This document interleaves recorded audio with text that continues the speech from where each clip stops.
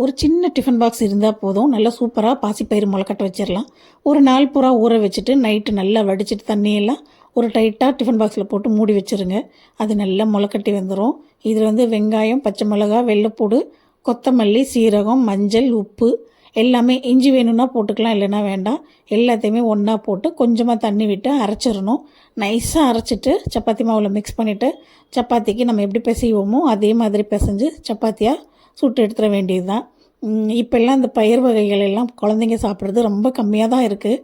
நிறைய ப்ரோட்டீன் சத்து நிறைஞ்சது இது. அதுவும் முளைக்கட்டின பயிர் வேறு. இதை சும்மா சுண்டலாகவும் கொடுக்கலாம், பாயாசமாக பண்ணி கொடுக்கலாம், நிறைய ஸ்வீட் பண்ணி கொடுக்கலாம்.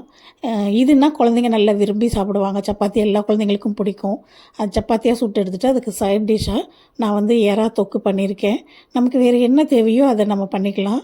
ரொம்ப நல்ல சத்தானது தான் இது. ஒரு 2 சப்பாத்தி சாப்பிட்டோம்னாவே நல்ல வயிறு நிறைவாக இருக்கும்.